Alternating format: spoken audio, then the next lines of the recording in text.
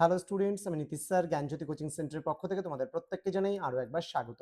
তো স্টুডেন্টস, আজকে আমি তোমাদের সঙ্গে আলোচনা করব এনইপি 4 ইয়ার আন্ডার গ্র্যাজুয়েট প্রোগ্রামের অধীনস্থ যে সমস্ত ছাত্রছাত্রীরা যারা এসকেবিইউ অর্থাৎ সিধু কানহু বিরসা ইউনিভার্সিটির আন্ডারে বিভিন্ন কলেজগুলোতে সেকেন্ড সেমিস্টারে পড়াশোনা করছো মেজর বাংলা নিয়ে, তাদের জন্য আজকে 2026-এর জন্য 100% কমন সাজেশনস নিয়ে আমি আলোচনা করব। তোমাদের আজকে আমি আলোচনা করব মেজর পেপার 2তে টোটাল 4টা একক রয়েছে।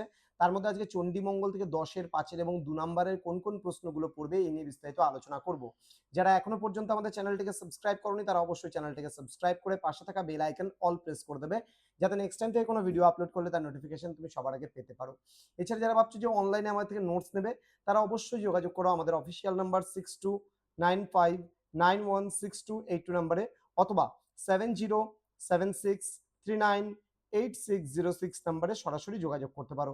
তোমাদের টোটাল কোর্স ফি রয়েছে পার সাবজেক্টের জন্য মাত্র 199 রুপিস হিসাবে কিন্তু আমরা নিচ্ছি। একটা সাবজেক্ট নিলে 199, দুটো নিলে 299, তিনটা সাবজেক্ট নিলে 399, এইভাবে করে কিন্তু পার পেপারের জন্য আমাদের কোর্স ফি হয়ে থাকে। তো প্রশ্নমান 10-এর জন্য আমরা কোন কোন প্রশ্নগুলো পড়বো চলো একটু জেনে নেওয়া যাক।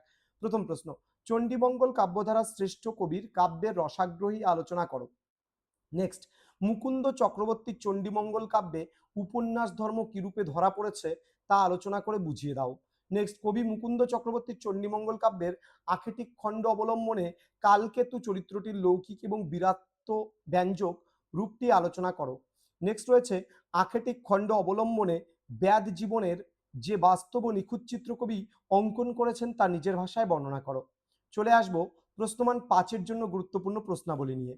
কি রয়েছে, চণ্ডীমঙ্গল কাব্যের শ্রেষ্ঠ কবি কাকে বলা হয়, তার কাব্যকৃতি আলোচনা করো। নেক্সট, মুকুন্দ চক্রবর্তীর চণ্ডীমঙ্গল কাব্যে মুরারিশীল চরিত্রটির আলোচনা করো। নেক্সট, চণ্ডীমঙ্গল কাব্যে ভারুদত্ত রচনাটির গুরুত্ব এবং মধ্যযুগের সমাজ বাস্তবতায় এই ধরনের চরিত্রটির প্রাসঙ্গিকতা বিচার করো। নেক্সট, মুকুন্দ চক্রবর্তীর কাব্যে ফুল্লর আর বারোমাস্যার মধ্যে দিয়ে সমকালীন বাঙালি সমাজের দারিদ্র ও নরজীবনের দুঃখ কষ্টের যে চিত্র ফুটে উঠেছে তা সংক্ষেপে আলোচনা করো। চলে আসবো প্রশ্নমান 2-এর প্রশ্নগুলোকে নিয়ে। প্রশ্নমান 2-এর জন্য মাত্র 4টা প্রশ্ন দিয়েছি। প্রথম প্রশ্ন, চণ্ডীমঙ্গল কাব্যের আদি কবি এবং শ্রেষ্ঠ কবির নাম উল্লেখ করো। এই কাব্যধারার শ্রেষ্ঠ কাব্যের নাম লেখো। নেক্সট, চণ্ডীমঙ্গল কাব্যে কয়টি কাহিনীর সন্নিবেশ ঘটেছে, সেগুলো কি কি?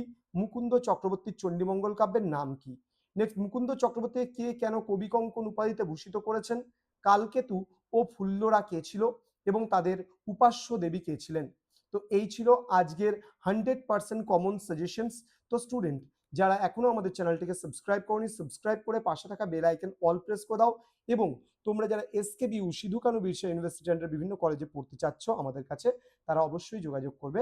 আমাদের জ্ঞানজ্যোতি কোচিং সেন্টারের যোগাযোগ নাম্বার 6295916282 এবং 7076398606 নাম্বারে। তোমাদের উজ্জ্বল ভবিষ্যৎ গড়ে তুলবো আমরা, এটাই কিন্তু আমাদের প্রতিশ্রুতি। দেখা হবে খুব তাড়াতাড়ি আরো একটা নতুন ক্লাস নিয়ে। তোমরা প্রত্যেকেই ভালো থেকো, সুস্থ থেকো। Thank you so much, thanks for watching. After all, thank you.